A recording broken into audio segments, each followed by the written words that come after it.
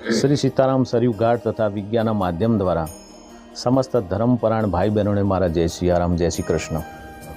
મનુષ્યને અહંકારની ઉત્પત્તિ ક્યારે થાય છે એ વિશે આપણે આધ્યાત્મિક ચર્ચા કરીશું. અહંકારને ભયંકર વિકાર કહેવામાં આવે છે, જે જીવ માત્રના મન વચન કર્મને નષ્ટ કરે છે અને પતન કરાવે છે. મનુષ્યના અતિશય મહત્વાકાંક્ષીને કારણે જ મનુષ્યને અહંકાર ઉત્પન્ન થાય છે.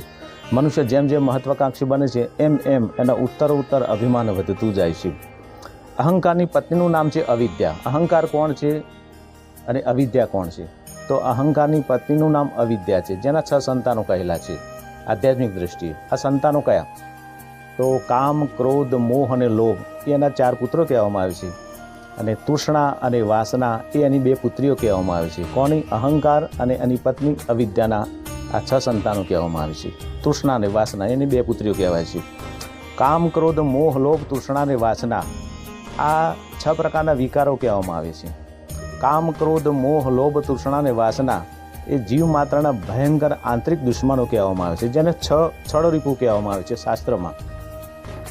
જીવ માત્રની ઈચ્છાઓને કામનાઓની પૂર્તિ થતી નથી ત્યારે આ 6 શત્રુઓ ગમે તે ભાવે, ગમે તે સ્વરૂપે જીવ માત્રમાં આપોઆપ પ્રગટ થઈ જાય છે.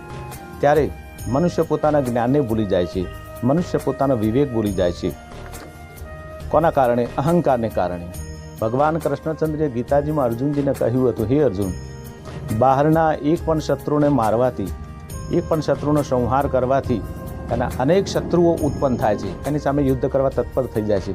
પરંતુ જ્યારે એના ભીતરી અવસ્થામાં રહેલા, જેના હૃદયમાં રહેલા 6 પ્રકારના શત્રુઓનો નાશ કરવાથી જીવને આ સંપૂર્ણ જગત મિત્ર બની જાય છે. માટે આ 6 વિકારોનો નાશ કરવો જોઈએ. ભગવાન અર્જુનજીમાં કહે છે કે હે અર્જુન, આ 6 વિકારોને મારવાથી મનુષ્ય માટે જીવ માત્ર જગત બની જાય છે. જીવ એ જગત માટે હિતેચ્છુ બની જાય છે. મનુષ્યને કોઈ પણ ચીજ વસ્તુને અતિશય સત્તા સંપત્તિ પ્રાપ્ત થઈ જાય છે ત્યારે એનો લાભ એ જ એનો લોભનું મૂળ કારણ છે. જેમ જેમ લાભ વધતો જાય છે એમ એમ એનો લોભ પણ વધતો જાય છે. આ પણ એક પ્રકારનો વિકાર કહેવામાં આવે છે. આ સંસારમાં કોઈ એવું મનુષ્ય નથી જેને સત્તા સંપત્તિને સામર્થ્ય પ્રાપ્ત થતાં અને અહંકાર ઉત્પન્ન ન થયો હોય. રામચરિત માનસમાં ગોસ્વામી તુલસીદાસજી કહે છે, બડ અધિકાર દક્ષ જબ પાવા, અતિ અભિમાન હૃદય તબ આવા, નહીં કૌ અસ જન્મા જગ માહી, પ્રભુતા પાહી જાહી મદ નાહી.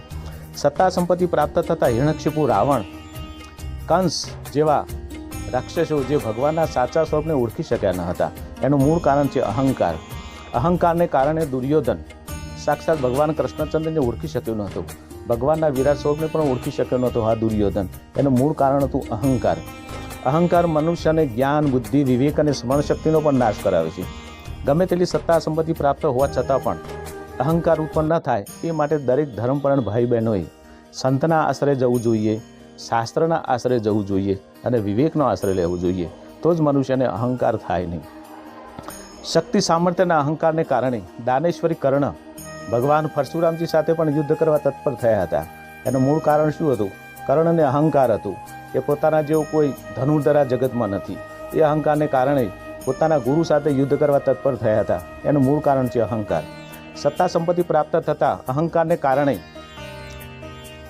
ભગવાન શિવજીના પત્ની સતી, જેમના પિતા દક્ષ પ્રજાપતિએ ભગવાન શિવજીનું ઘોર અપમાન કર્યું હતું બ્રહ્મ સમાજમાં, એનું મૂળ કારણ હતું દક્ષ પ્રજાપતિનો અહંકાર. અહંકારને કારણે ભગવાન પરશુરામજી પોતાના પૂર્ણ પરમાત્મા, પોતાના પૂર્ણ સ્વરૂપને પણ ઓળખી શક્યા ન હતા. ભગવાન રામચંદ્રજીને ઓળખી શક્યા ન હતા પરશુરામજી. એનું મૂળ કારણ શું? અહંકાર. માટે ધર્મપરાયણ ભાઈ બહેનોએ એક આધ્યાત્મિક સંદેશ છે કે આપણે પણ આપણા જીવનમાં રહેલા થોડા ઘણા વિકારો છે એના ઉપર વિજય પ્રાપ્ત કરવા માટે સાચા સંત કે ગુરુનો આશ્રય લેવો જોઈએ, જેનાથી આપણું ભાવિ જીવન પવિત્ર બને છે અને પાવન પણ બને છે. વર્તમાન સમયમાં મનુષ્યનું પતન થવાનું મોટામાં મોટું જો કોઈ કારણ હોય તો મનુષ્યના અથવા તો જીવ માત્રમાં રહેલા દંભ, કપટ, પાખંડ અને અહંકાર, આને કારણે મનુષ્યનું પતન બને છે અને મનુષ્ય દિવસે ને દિવસે રોગી અને પણ ભોગી પણ બનતો જાય છે. સાથે સાથે તો મનુષ્યને યોગી બનવા માટે નિત્ય સત્સંગ કરવો જોઈએ, ભગવત પરાયણ બનવું જોઈએ. બોલો રામચંદ્ર ભગવાન કી જય.